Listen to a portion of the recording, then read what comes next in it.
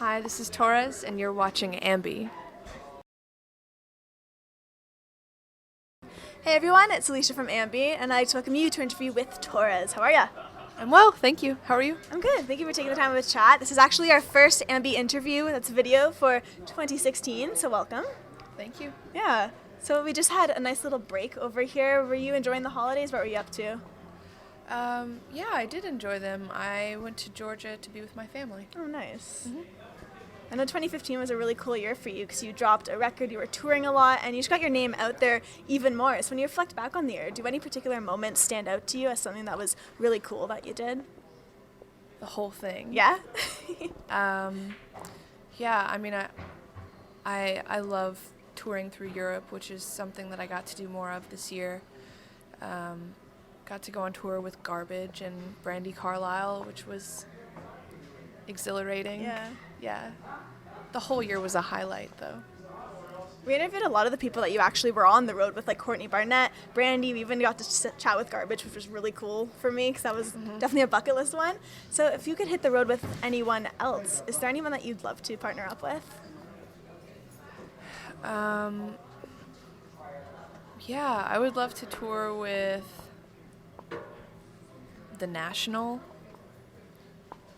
Portishead, Gary Newman. Oh, cool, really? Yeah. That'd be cool. I can kind of feel like those, because your music to me have these kind of new wave undertones to them almost, so I can kind of see that working together. Oh, thank you for noticing. Yeah. Are you a big fan of 80s music?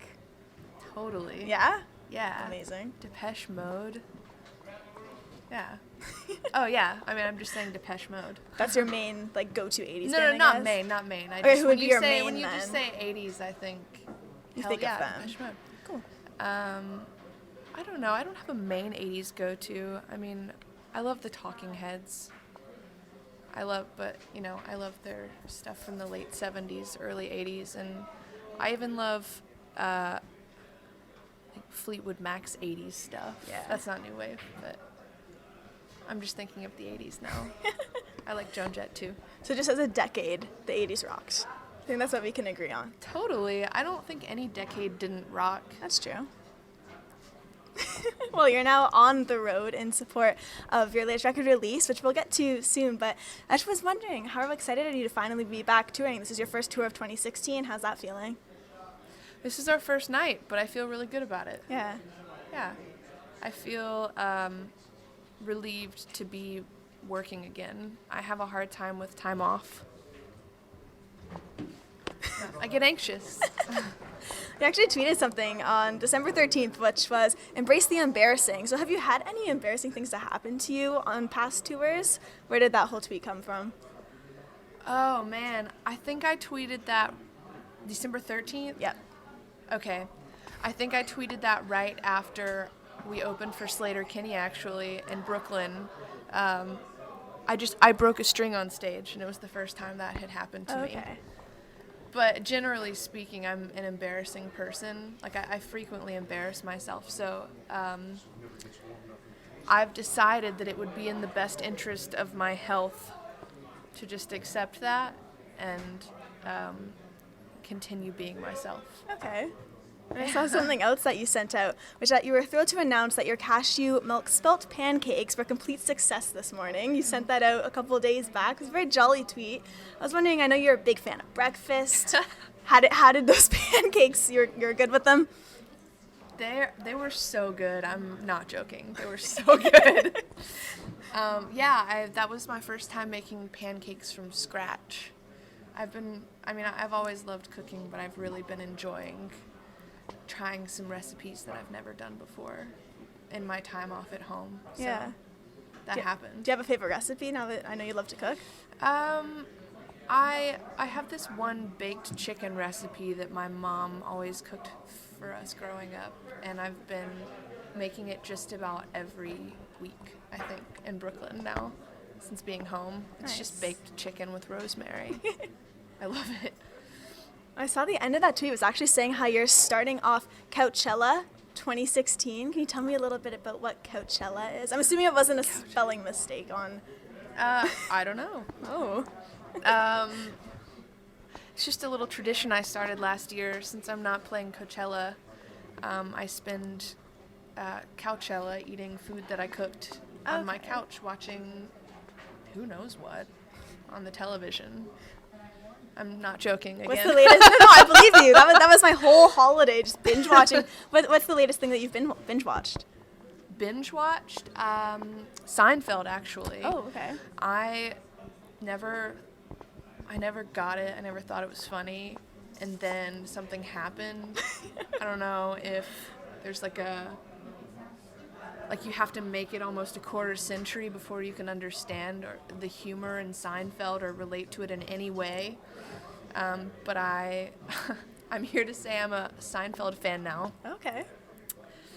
And I eat my breakfast every morning watching it. Who's your favorite character on the show? Oh, I know it's such a hard question because they all are so great. Man, my heart is kind of with George Costanza. The master of embarrassing. But I think, right, totally. Master of embarrassing, but I also like to think I've got a little bit of Kramer going on. Okay. Which, depending on the perspective, could be a good or a bad thing. I've never thought of Kramer in a bad way. I don't think anybody has. I was just being modest. Okay. I was also going through something on Facebook that I found on your page, which is, I know on Facebook you can go to what other pages have actually liked. So I saw you've liked a bunch of bands we've interviewed, from witches to churches. Very great music taste, super eclectic. Are there any bands as of right now that you're really, really digging?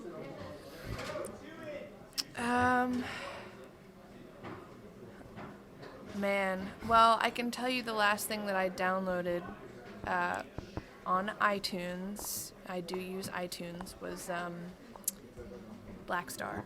Okay. The new Bowie record. And that, he's obviously not new. Rest in peace. But I'm really enjoying that album right now. That's great. Yeah. I'm kind of, I have isolated periods of listening.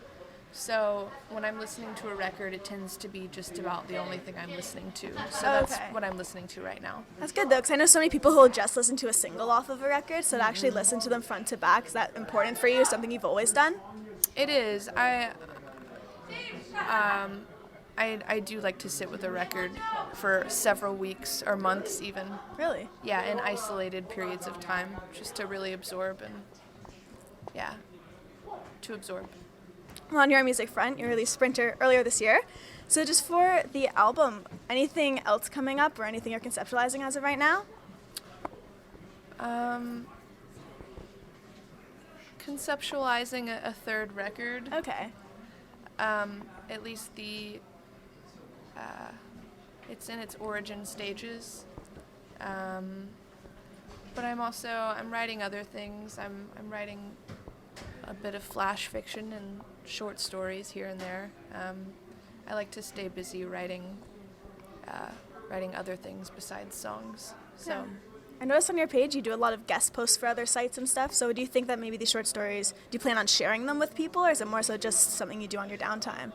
I might eventually share them. Right now they serve as exercises for me for the songwriting. But that being said, I would eventually like to maybe publish a collection of short stories. We'll see. Nice. Well, a song that I'm really liking on the record is Strange Hellos.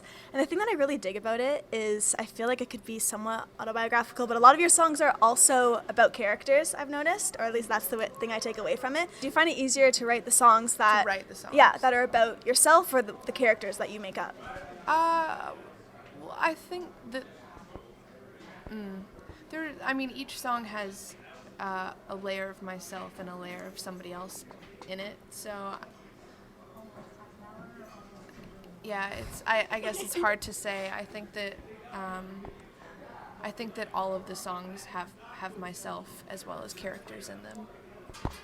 Oh, I like how the lyrics are very brutally honest. That's something that I always look for, because when I listen to music, the lyrics are the first thing that I go to, and it's the music. And so for yourself, has your brutal honesty maybe ever gotten you in trouble in the past, or?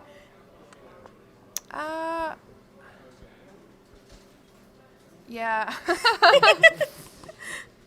My mom found out that I smoked weed this summer because of one of the lyrics on the record, but I saw that coming, and we had an adult conversation about it, which was great.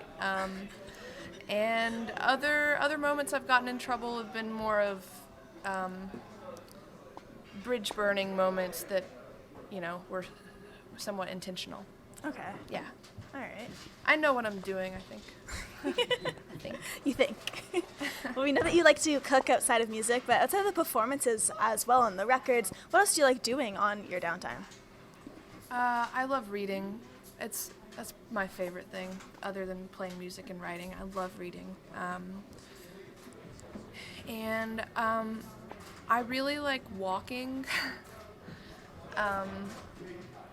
As boring as that sounds, I'm really getting to know the city that I live in, and places that I tour.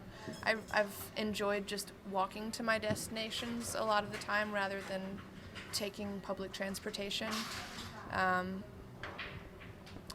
it's allowed me to see the space around me with through a different lens, which has been really nice.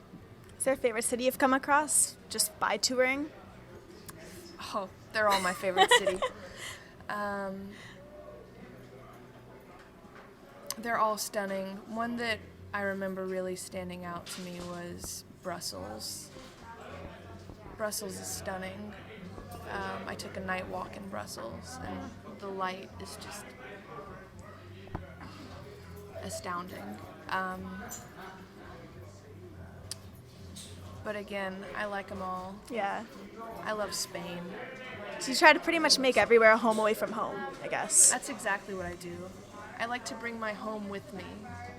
I've heard a lot of artists say that they try to make sure that they don't feel cozy anywhere. Really? Because then they don't get too attached, to the home that they live in or wherever it may be. And I have a different MO. It's the opposite. I like to bring my comforts with me so that I can make a home everywhere I am. Oh, that's awesome. So just to wrap everything up today, for your fans who are going to be viewing the interview, anything you want to say or shout out to them all? Free reign. Thank you for your support. I love you. There you have it. Thank you so much for your time, Mackenzie. Thank you very much. Yeah, my pleasure. And remember, everyone viewing can visit us at amusicblog.com for exclusive interviews, features, videos, and so much more with your favorite artists. We'll see you next time.